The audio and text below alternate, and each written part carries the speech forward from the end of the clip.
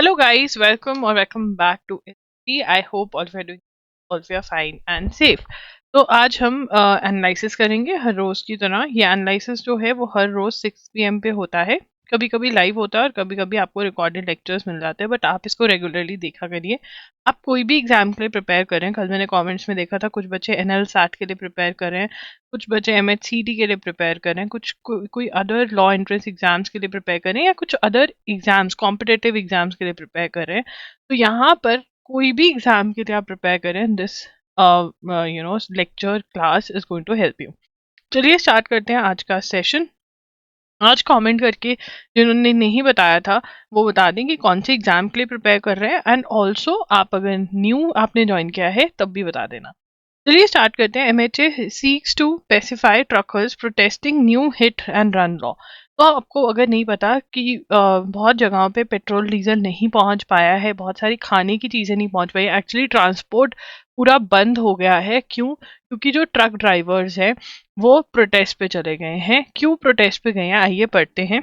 As transporters across the country struck work to protest the increase in punishment in hit and run cases in the yet to be implemented भारतीय न्याय संहिता। ठीक है, तो यहाँ पे लिखेंगे transporters across the country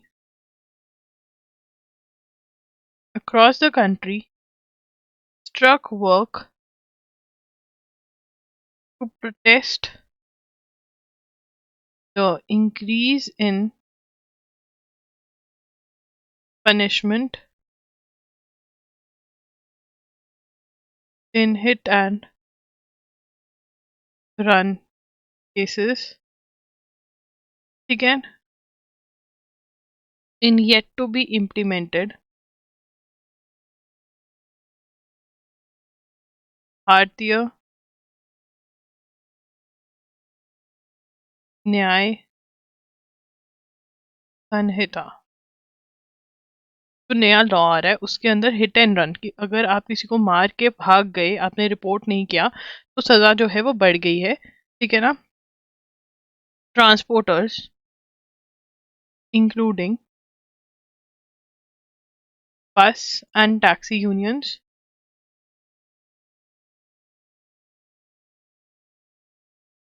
have called a nationwide strike protest against section 106 of VNS, which prescribes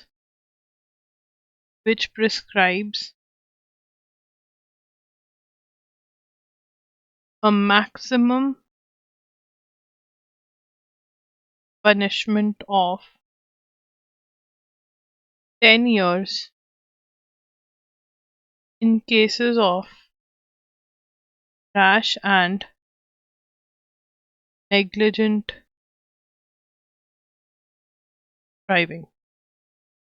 तो अगर आप रैश या नेग्लिजेंट ड्राइविंग कर रहे हो, है ना, if you are doing rash या नेग्लिजेंट ड्राइविंग कर रहे हो, तो 10 साल की सज़ा मिलती है आपको। ठीक है ना। अब इसके अंदर अगर हिट एंड रन केस कर रहे हो आप मार के भाग जाते हो, डेथ हो जाती है उसके अंदर, तो हम अभी इसको डिटेल में पढ़ लेते हैं। तो बेसिकली सेक्शन 106(1) कहता क्या है। ठीक है, तो यहाँ पे 106 जो है वो बोलता है कि make it clear that if the person reports the incident. देखो, अगर वो रिपोर्ट नहीं करेगा, किसी को हिट किया, किसी की डेथ हो गई, ठीक है ना, हिट किया, डेथ हो गई और वो भाग गया वहां से, तो आपको इम्प्रिजनमेंट होगी फॉर 10 ईयर्स। ठीक है ना, 10 ईयर्स की इम्प्रिजनमेंट है।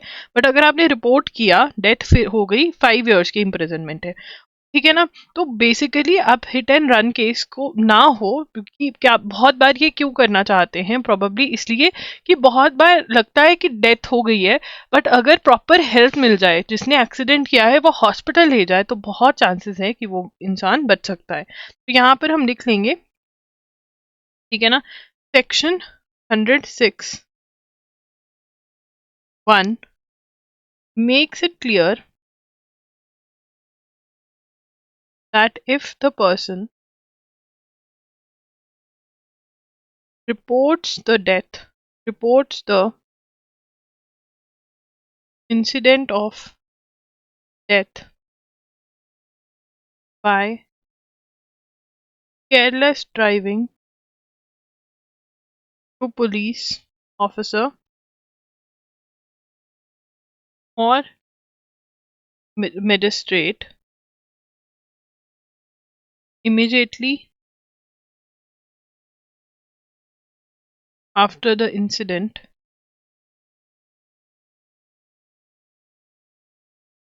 ठीक है, कितनी की सजा मिलेगी? 5 years. Not report 10 years. ठीक है, रिपोर्ट, और ये जो है रिपोर्ट करते हो तो बेलेबल ऑफेंस है, ठीक है, आपको बेल मिल जाएगी। ठीक है, नहीं रिपोर्ट करते हो पकड़े जाते हो, नॉन बेलेबल ऑफेंस है। इसी चक्कर में वो कह रहे हैं कि जो सजा है वो बढ़ा दी गई है। अब इसके अंदर roll out schedule of 3 new criminal laws, ये तो 3 न्यू क्रिमिनल लॉज जो है उसका शेड्यूल क्या रहेगा वो आने वाला है। ठीक है ना, तो इसके अंदर official added that 3000 master trainers will train the police. ठीक है ना, यहाँ पे लिखेंगे official roll out schedule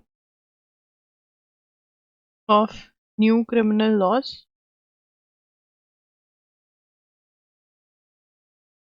criminal codes. ठीक है, अब इसके अंदर ये क्या कर रहे हैं? ट्रेनिंग। ट्रेनिंग में क्या होगा? Trainers will train the trainers will train the police personnel will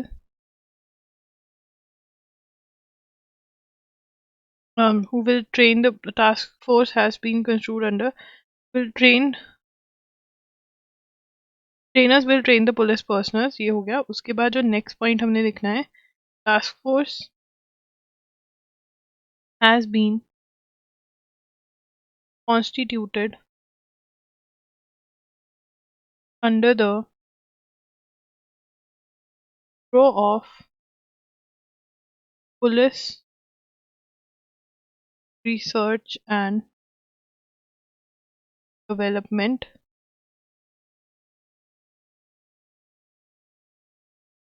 to oversee the training। ठीक है, अब यहाँ पर क्या हुआ है बेसिकली, ये ट्रेनिंग, जो ट्रेनिंग है कौन देखेगा, कौन सा डिपार्टमेंट देख रहा है? Bureau of police research and development. ठीक है ना। अब what are the new criminal law bills? Criminal law जो है बिल्कुल बिल्कुल चेंज होने वाले हैं। 3 न्यू बिल्स आए हैं, अब वो एक्ट बन चुके हैं, प्रेसिडेंट का अप्रूवल मिल गया इनको। ठीक है ना, तो अब जो नए वाले लॉज हैं वो पढ़ाने भी तो है, बताना भी तो है पुलिस को, तो उसके लिए ट्रेनिंग कंडक्ट करी जाएगी। और जो ट्रेनिंग है वो कौन देख रहे हैं? Bureau of police research and development देख रहे हैं। उसके बाद यहाँ पर the national crime bureau will coordinate. अब यहाँ पे लिखेंगे the national crime records bureau will coordinate the integration of the other wings of criminal justice system, including the interoperable criminal justice system,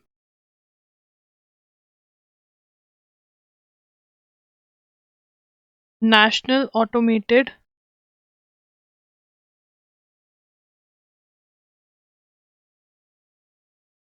fingerprint identification system,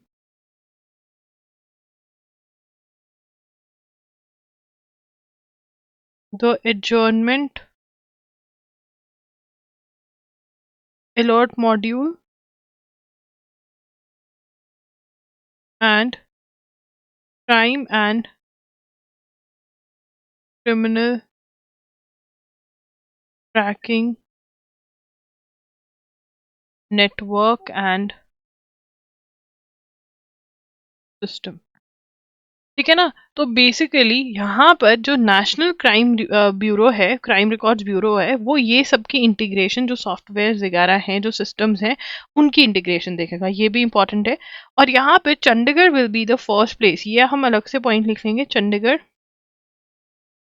will be the first to see the integration and implementation of all platforms. तो Chandigarh is the first जहाँ पर ये सारी integration और सब कुछ implementation जो है वो होगा, right. Chandigarh is the first जहाँ पर ये इम्प्लीमेंटेशन और ये सब कुछ होगा, राइट। तो ये हमने अलग से बॉक्स में डाल लेना है, जो अलग से ऐसे फैक्ट हो। तो free movement regime at Myanmar border to end soon. तो अभी तक क्या था, म्यांमार और जो इंडिया के बॉर्डर के पास, इंडिया के साथ, इंडिया पे के बॉर्डर पे जो म्यांमार के पास में विलेजेस हैं, उनका कल्चर ट्रेडिशन ये सब कुछ सेम था। एंड ये आपस में शादी वादी भी कर लेते थे। और इंडिया तभी अलाउ करता, सॉरी फॉर द वर्ब, तभी अलाउ करता था बिना वीजा के एंट्री। म्यांमार अलाउ करता था इंडिया वालों को, और इंडिया वाले अलाउ करते थे म्यांमार वालों को, जो ये बॉर्डर वाले एरियाज में थे लोग। बट अब ये खत्म होने वाला है। तो यहाँ पे हम लिखेंगे union government to scrap the free movement regime, to scrap the free movement regime, that is FMR, along the Myanmar border। ठीक है ना। तो union government to scrap the free movement regime along the Myanmar border. तो Myanmar border पे जो free movement regime थी वो नहीं फॉलो होगी, ठीक है ना। विल सून रिक्वायर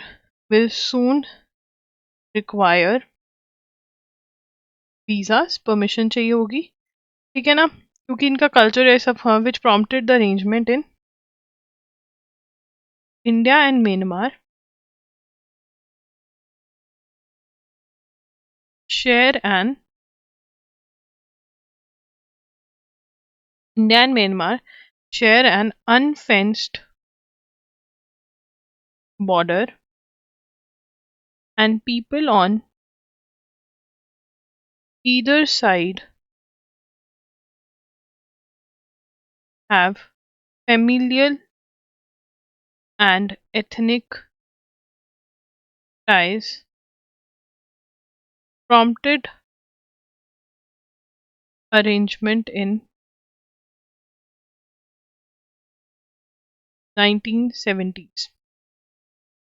तो यहाँ पर क्या हुआ बेसिकली, देखिए यूनियन गवर्नमेंट ने जो है फ्री मूवमेंट रिजीम जो है वो अलोंग द म्यांमार बॉर्डर वो खत्म कर देंगे, और वीजास रिक्वायर्ड होंगे लोगों को, ठीक है। India and Myanmar share an unfenced border ये शेयर करते हैं। And people on either side have familial and ethnic ties, कि आपस में इनके टाइज भी हैं, फेमिलैरिटी भी है, जो बॉर्डर विलेजेस हैं म्यांमार और इंडिया के।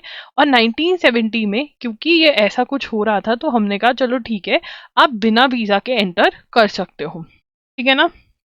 अब ये जो था, it was revised, a survey of the border areas with the help of drones has been completed amid apprehension that states such as Nagaland and Mizoram may oppose the move। The official said, तो यहाँ पर may be Mizoram और नागालैंड इसको oppose करें, तो ये बातचीत करेंगे। बट हाँ, ये जो है किसके साथ हम फ्री मूवमेंट रिजीम शेयर कर रहे हैं, म्यांमार के साथ। 1970s में हमने ये अरेंजमेंट स्टार्ट किया था, ये आपको पता होना चाहिए। 1/5 of district courts in country lack separate toilets for women। ये कौन सी रिपोर्ट में आया है, centre report published by the report state of the judiciary published by the centre for research and planning of the Supreme court says nearly 1/5 of the district court complexes in the country lack separate toilets for women। ठीक है ना। Question क्या बन सकता है कि ये report किसने पब्लिश करी, रिपोर्ट का नाम क्या है, रिपोर्ट में क्या कहा गया, 1/5 डिस्ट्रिक्ट कोर्ट्स में सेपरेट वॉशरूम्स नहीं है वुमेन के लिए, ये कहा गया, तो ये इम्पोर्टेंट है। ठीक है जी, चलिए आगे चलेंगे। अब यहाँ पर एक एडिटोरियल लिखा गया, नरेंद्र मोदी जो हमारे पीएम है उन्होंने लिखा इसके बारे में, नारायणन विजयराज अलगर स्वामी के बारे में। ये लिख लेंगे हम, नारायणन विजयराज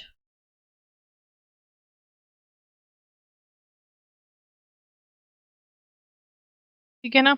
अब ये कौन थे, ये एक्टर भी रह चुके हैं और पॉलिटिशियन भी।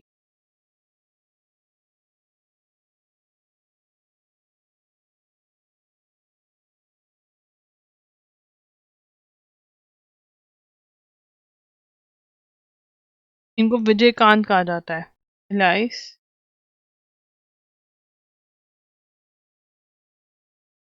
ठीक है जी। उसके बाद a few days ago we lost a great admirer Vijayakanth ji, ये लिखा गया था। जारेंज पाटिल कौन है, anyone in the chat section, Jarange Patil. अगर आपने नया नया ज्वाइन किया है तो आपको पता होना चाहिए कि जो जारेंज पाटिल हैं, Jarange Patil he is a Maratha quota activist, Marathas के लिए मराठा कोटा एक्टिविस्ट हैं ये in Maharashtra. He is asking for quotas for Marathas in Maharashtra. ठीक है ना।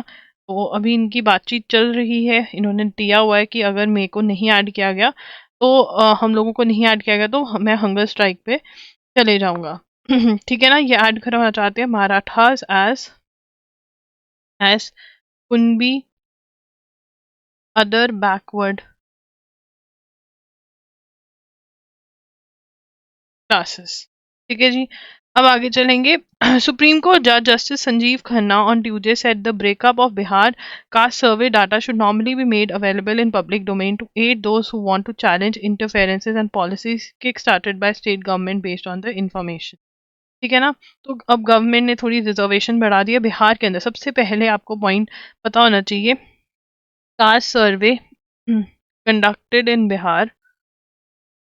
ठीक है। अगर क्वेश्चन आ जाए कि 2023 के अंदर कहाँ पर कास्ट सर्वे, कौन सी स्टेट में कास्ट सर्वे कंडक्ट हुआ, बिहार के अंदर कंडक्ट हुआ। सॉरी, एक ये बात है। और दूसरी बात यह है कि supreme court has asked Bihar cast survey be made available in public domain, या पब्लिक डोमेन में ये डाटा जो ब्रेकअप है, डाटा अवेलेबल करवाया जाए। तो ये होना चाहिए, appearing before the bench headed by Justice Khanna, senior advocate who represents so and so, that the Bihar government has already gone ahead and increased reservation from 50% to 70% in the state। ठीक है ना। Those who want to challenge inferences and policies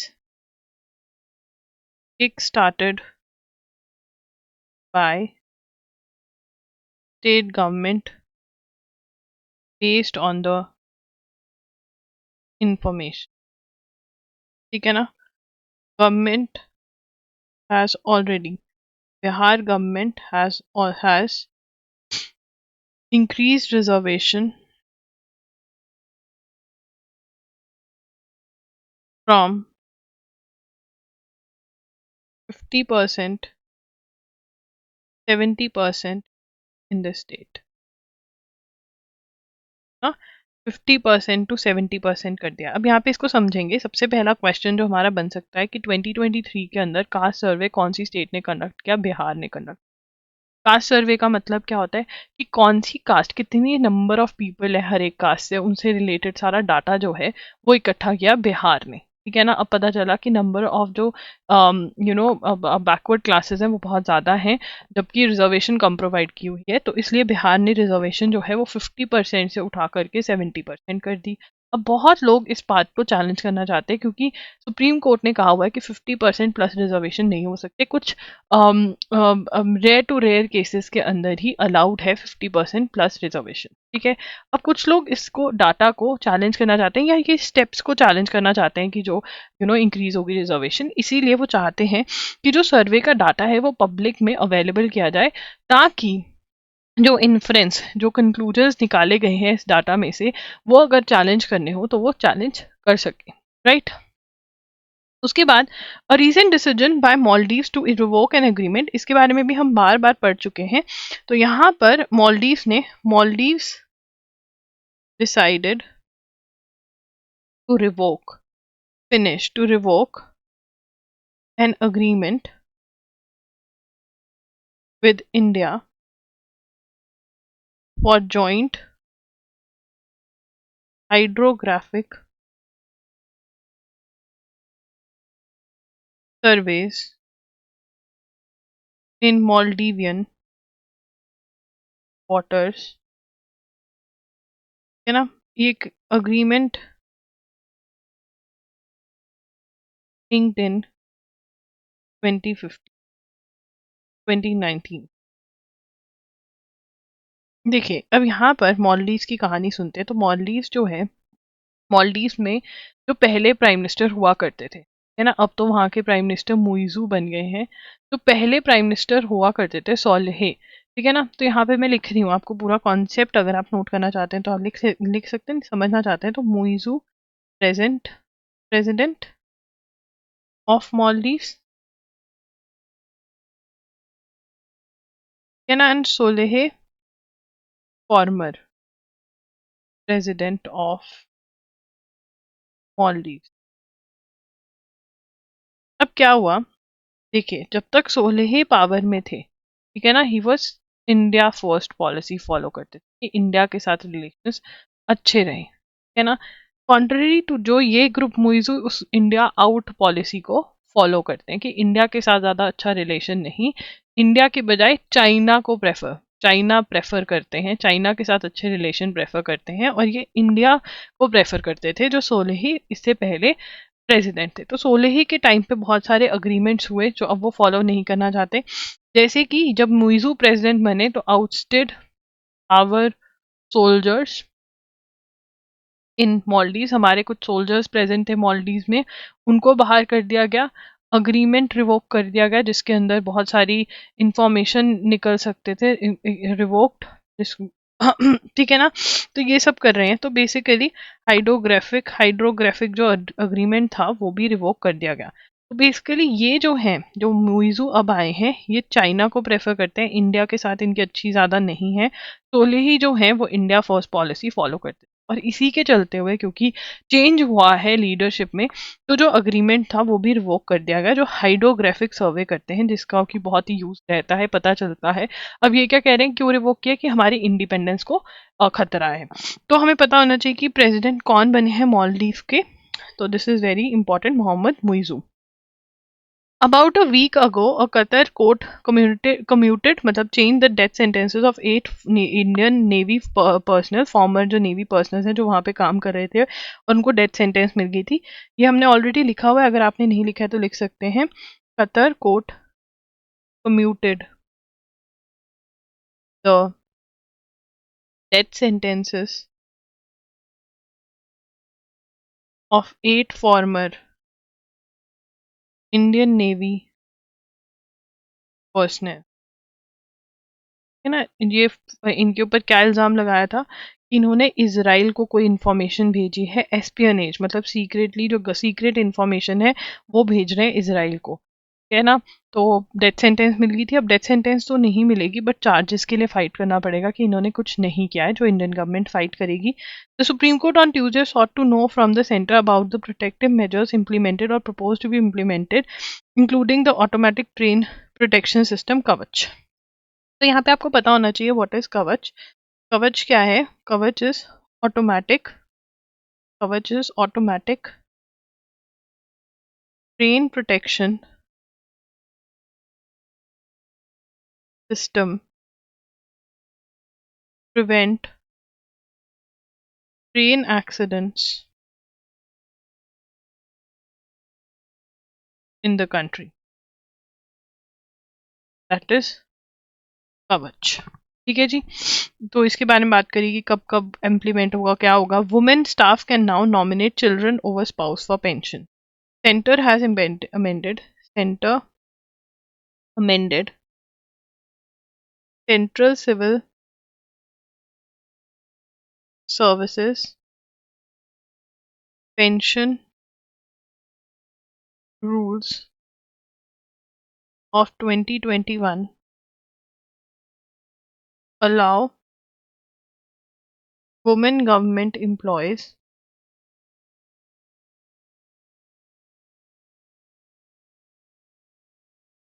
and pensioners not to nominate their children for receiving family pension over their spouse if at the time of their death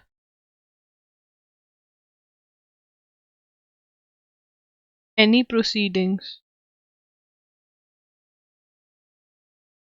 for divorce, domestic violence,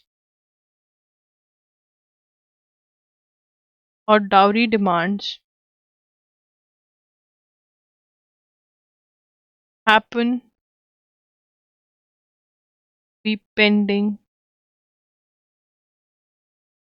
against the spouse. अब क्या है यहाँ पर nomination का मतलब. देखो pension मिलती है, ठीक है ना, गवर्नमेंट एम्प्लॉयज को पेंशन मिलती है. अगर नॉमिनेट कर सकते हैं कि मेरी डेथ के बाद जो मेरी पेंशन है वो इसको जाएगी, है ना, पेंशन जो है फैमिली पेंशन वो इसको पे करी जाए. अभी तक स्पाउस को जाती थी, मतलब हस्बैंड को जाती थी. बट अब ये कह रहे हैं कि अगर वुमेन का जो केस चल रहा है कोई भी हस्बैंड के अगेंस्ट, जैसे डाउरी का, डोमेस्टिक वायलेंस का, तो फिर वो अपने बच्चों को भी नॉमिनेट कर सकती है. Nominate their children for receiving family pension. Sorry for the burp. हाँ जी. चलिए आगे चलेंगे. अब यहाँ पर प्लीज इन सुप्रीम कोर्ट, देखिए हमें ये वाला ऑलरेडी बहुत बार पढ़ा है, बट मुझे पता है कुछ बच्चों ने नया ज्वाइन करा है, तो हम ये पढ़ लेते हैं. देखिए यहाँ पे लिखेंगे, हेडिंग देंगे appointment of chief election commissioner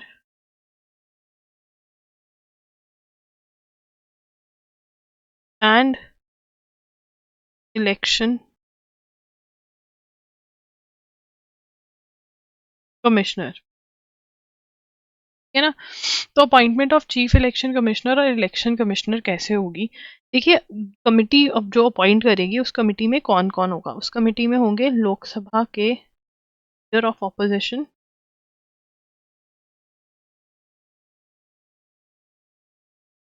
plus prime minister of India,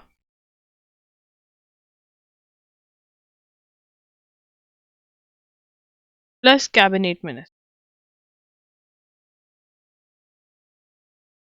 ये सब जन मिलकर डिसाइड करेंगे कि चीफ इलेक्शन कमिश्नर और इलेक्शन कमिश्नर कौन बनेगा. तो ये न्यू अमेंडमेंट आई है, ये न्यू अमेंडमेंट आई है. अब इससे पहले क्या था, अर्लियर सुप्रीम कोर्ट इन 2023 सेड कि कैबिनेट मिनिस्टर, देखो यहाँ पे ना अब स्टेप्स थोड़े अलग हैं. क्या हुआ, अगर हम टाइमलाइन बनाए इसकी, सॉरी, अगर हम इसकी टाइमलाइन बनाए, मतलब क्या पहले हुआ क्या बाद में. तो सुप्रीम कोर्ट इन 2023 सेड कि इलेक्शन कमिश्नर और चीफ इलेक्शन कमिश्नर जो चुने जाएंगे वो कौन चुनेगा, कौन सी कमेटी होगी, chief justice of India plus PM plus Lok Sabha के जो ऑपोजिशन का लीडर है वो, ठीक है ना. तो ये चुनेंगे, ठीक है ना. उसके बाद parliament legislature in 2023 came up with law जिसके अंदर उन्होंने रिप्लेस कर दिया, रिप्लेस्ड सीजीआई, इस ग्रुप में कहते हैं replace CGI with cabinet minister. ठीक है, तो अब ये चैलेंज कर रहे हैं कि कैबिनेट मिनिस्टर नहीं होना चाहिए, बिकॉज कैबिनेट मिनिस्टर और प्राइम मिनिस्टर जो है वो एक ही पार्टी के होंगे, तो फिर तो ये लोग ही डिसाइड करेंगे ना, मेजोरिटी पार्टी डिसाइड करेगी कौन है। ये राइट नहीं है, वो कह रहे हैं इंडिपेंडेंस के लिए सही नहीं है, क्योंकि चीफ इलेक्शन कमिश्नर और इलेक्शन कमिश्नर जो है वो इलेक्शंस करवाते हैं हर जगह, तो इंडिपेंडेंट होने चाहिए, ये इनका मानना है। हाँ, तो ये है। ओके, आई होप आपको समझ में आ गया, नहीं आया तो कमेंट कर देना, I will repeat this topic tomorrow. उसके बाद Ethiopia Somaliland reach agreement on port process. Ethiopia has struck a historic agreement to use the main port of सोमालिया's breakaway region of Somaliland for shipping. The deal on Somaliland's Berbera port comes month after Ethiopian President Abiy Ahmed said his country would assert its right to assess the Red Sea. तो यहाँ पे लिखेंगे, ठीक है, utopia utopia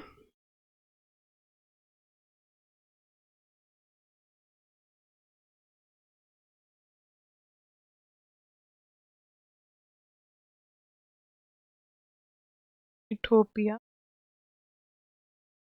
struck historic agreement to use the main port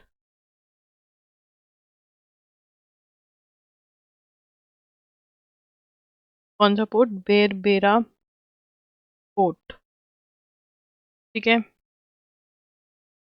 right assess the red सी। अब ये red सी को assess मिल गया, ये अग्रीमेंट, अग्रीमेंट विद, ये तो हमने लिखा ही नहीं, अग्रीमेंट विद सोमालीलैंड। ठीक है जी। उसके बाद the volcano tourist who vie to catch eruptions on Iceland. तो वॉल्केनो इरप्ट हो गया था आइसलैंड के अंदर, ठीक है ना, तो टूरिस्ट देखने आ रहे हैं। इंडोनेशियाज Marapi volcano erupted. Marapi is one of the most active volcanoes in Sumatra Island. ठीक है जी, पता होना चाहिए कौन सा कहाँ पर है। In December 2023, hundreds of Baloch people marched to Islamabad, enforced disappearance and killing in Balochistan. Balochistan Pakistan का एक पार्ट है जो पाकिस्तान से अलग होना चाह रहा है, ठीक है ना, इनके साथ बहुत कुछ इनइक्वालिटीज वगैरह होती हैं, तो यहाँ पे लिखेंगे Baloch people march to Islamabad protesting enforced disappearances and killings in Balochistan.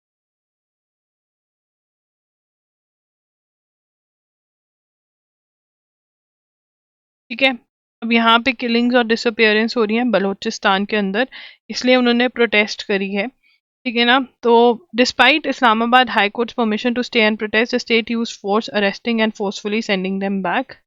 Despite permission from Islamabad High Court to protest, state used force, ना, तो वहाँ पे लोग बहुत गायब हो रहे हैं। Government views Balochistan strategically but disregards it as an equal partner. Government doesn't treat Balochistan as equal partner. ठीक है, तो यहाँ पर ये है, अभी डिटेल में ज़्यादा नहीं जाएंगे, अगर बहुत ज़्यादा न्यूज़ में आता है तब जाएंगे। अभी पता होना चाहिए कि बलोचिस्तान के लोग प्रोटेस्ट कर रहे हैं। ग्लोबल न्यूक्लियर ऑर्डर, ठीक है ना, न्यूक्लियर डील्स के बारे में बात कर रहे हैं, वर्ल्ड के अंदर क्यों हुई, क्या हुआ, तो ये हमें पता होना चाहिए। न्यूक्लियर डील्स के बारे में हम बार बार क्यों बात कर रहे हैं, इतनी सारी वॉर्स चल रही हैं, यूक्रेन रशिया के बीच में वॉर चल रही है, इसराइल हमारे के बीच में वॉर चल रही है, तो इसलिए बात कर रहे हैं। तो यहाँ पर GNO that is global nuclear order was created in the shadow of the cold war चल रही थी, मतलब लड़ाई एक्चुअली नहीं चल रही थी बट आपस में यूएस और यूएसएसआर ग्रुप्स बना रहे थे दोनों अलग अलग, और काइंड ऑफ कोल्ड वॉर था, मतलब कह कुछ नहीं रहे थे बट हाँ दोनों की दुश्मनी थी, leading the western and socialist block respectively following the 1962 Cuban missile crisis. तो क्यूबन मिसाइल क्राइसिस हुआ था, तो यहाँ पर हम सबसे पहले लिख लेंगे 1962 Cuban missile crisis. What is Cuban missile crisis, बहुत ही इंपॉर्टेंट है, इंपॉर्टेंट क्वेश्चन यहाँ से बन सकता है। क्लाट का तो PYQ भी है, बाकी सबके अंदर भी मोस्ट एक्सपेक्टेड क्वेश्चन आप बना सकते हैं इसको। अब इसके अंदर क्या हुआ, क्यूबन मिसाइल क्राइसिस के अंदर रशिया और यूएस जो थे बिल्कुल क्लोज थे कि वहाँ पे उनकी न्यूक्लियर वॉर हो सकती थी। दैट वाज द टाइम जब ऐसा लग रहा था कि न्यूक्लियर वॉर होगी अब तो, ठीक है, बट नहीं हुई थी। When the two came perilously close to launching, when US and Russia came close to launching और न्यूक्लियर वॉर, ठीक है, ऐसा लग गया था कि न्यूक्लियर वॉर लग जाएगी बट नहीं हुई, ठीक है। Both US president John F Kennedy and general secretary Nikita Khrushchev, उनको पता था, दोनों ने समझा कि हाँ हमें ये नहीं करनी है, तो तब जॉन एफ केनेडी जो थे he was the president of USA, ठीक है ना। तो उस टाइम पे लगा कि यार कुछ तो होना चाहिए बात करने के लिए, ठीक है। सीक्रेट बैक चैनल बात हुई थी between the two, and then it was secret back channel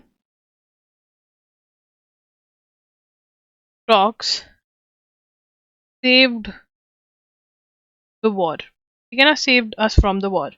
the first bilateral measure was the hotline establishment, ठीक है ना। तो यहाँ पे फर्स्ट बायलेटरल मेजर क्या लिया गया था, first bilateral measure was hotline. Hotline क्या था, established in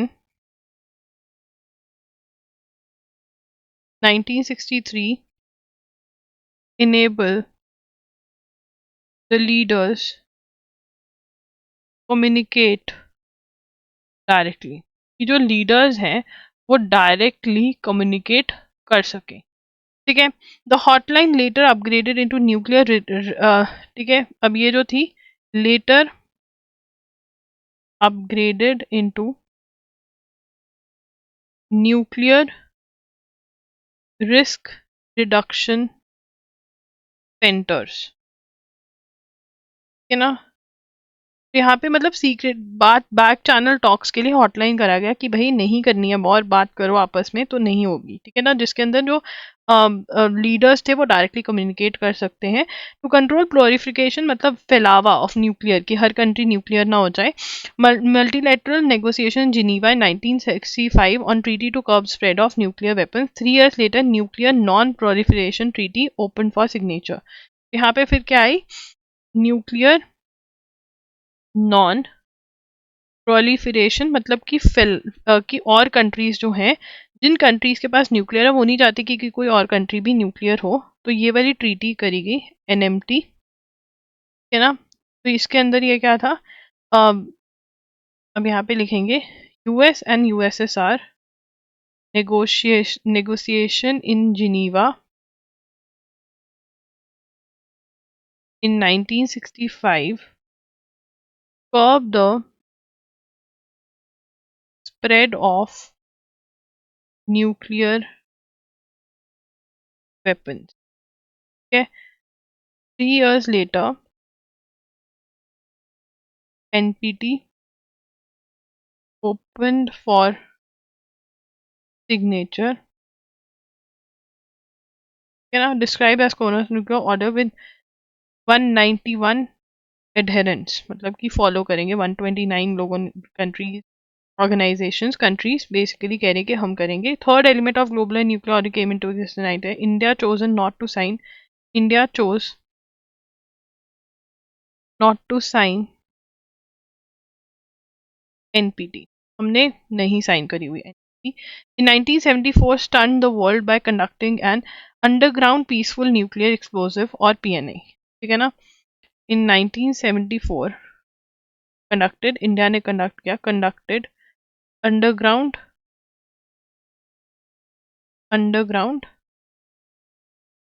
peaceful nuclear explosive. 7 countries had a series of meeting in London and concluded that the ad hoc export controls were urgently needed. कि मतलब अगर आप न्यूक्लियर किसी को भेज रहे हो तो उसके अंदर आपको देखना पड़ेगा कि वो कहीं टेस्टिंग के लिए यूज ना करें, तो ये नेक्स्ट पॉइंट बनेगा 5, ठीक है ना? 5 7 countries held series of meeting in London and concluded export controls were needed to ensure that nuclear technology transferred for peaceful purposes, not to be used for PNEs, that is nuclear explosive, के लिए ना use करें. Okay. The London Club, as it was originally known, sounded inappropriate and later transferred as Nuclear Suppliers Group. ठीक है ना? Led to formation of Nuclear Suppliers Group. अब ये group जो है कुछ मतलब अगर आप किसी को न्यूक्लियर भेजो पीसफुल पर्पसेस के लिए तो कुछ चीजें हैं जो फॉलो करनी पड़ती हैं. 48 countries observe common guidelines for exporting nuclear and related dual use materials. ठीक है ना? तो ये गाइडलाइंस फॉलो करनी पड़ती हैं कि जैसे इंडिया ने पीसफुल पर्पसेस वाला जो न्यूक्लियर था वो यूज कर दिया अपने टेस्टिंग के लिए, कोई और कंट्री ऐसे ना कर पाए. ठीक है ना? तो second non proliferation has been a success. जो नॉन प्लोरिफिकेशन है वो सक्सेस रही क्योंकि बहुत कम कंट्रीज है. उसके बाद देवर 5 in 19. तो यहाँ पे लिख लेते हैं सेकंड नॉन नहीं एक minute non proliferation was a success.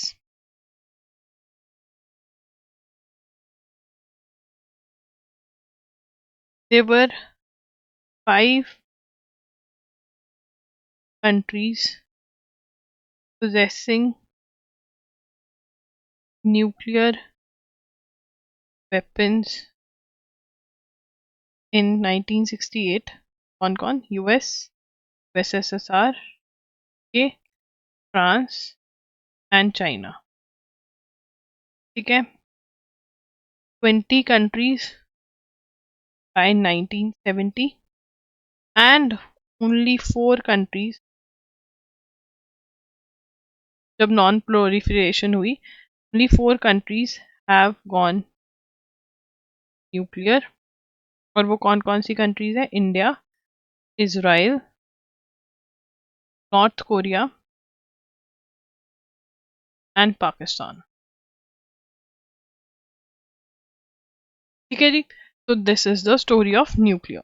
तो loggery.in पर जाकर आप हमारे लेक्चर्स खरीद सकते हैं. अगर आपका बैकलॉग है या आपसे हर रोज क्लासेस अटेंड नहीं हो रही हैं, ये loggery.in पर आपको वीडियो लेक्चर्स मिल जाएंगे जहाँ पे 7 to 8 आवर्स का ही कंटेंट आपको देखना पड़ेगा फॉर फुल मंथ. तो बहुत ही ज़्यादा टाइम सेव हो जाता है. डिजी नोट्स भी आपको मिल जाते हैं यहाँ पर. ठीक है, तो जाकर आप चेक कर सकते हैं. ये ₹300 पर मंथ में अवेलेबल है एंड वैलिडिटी भी आपको मिल जाएगी यहाँ पर दिसंबर 2024 तक की. ठीक है, उसके बाद हम आगे चलेंगे. यहाँ पर आपको ₹100 में डेली नोट्स मिल जाते हैं. जो नोट्स मैं बना रही हूँ, बाई चांस आपकी स्पीड कम है तो आप ये नोट्स जो है ₹100 में बाय कर सकते हैं एंड अपने नोट्स कंप्लीट करने के लिए इसको यूज कर सकते हैं. This is available for just ₹100 per month. हमारे पास मॉक टेस्ट भी अवेलेबल है. We have mock test for MHCT 3 year, mock test for MHCT 5 years. We have mock test for CUET PG, that is Delhi University का 3 year law entrance exam. We also have mock test for SLAT, that is Symbiosis Law Admission Test, ठीक है, जो पुणे, नोएडा, नागपुर और हैदराबाद के लिए। तो ये सारे मॉक टेस्ट अवेलेबल हैं, दैट्स इट। एंड या 6 PM पे मिलेंगे कल से दोबारा। एंड कमेंट करके ज़रूर बताइएगा अगर आप न्यू हैं और आप कौन से एग्ज़ाम की प्रिपरेशन कर रहे हैं, या आपको ये कैसा लग रहा है क्लास अटेंड करना। Bye bye, take care.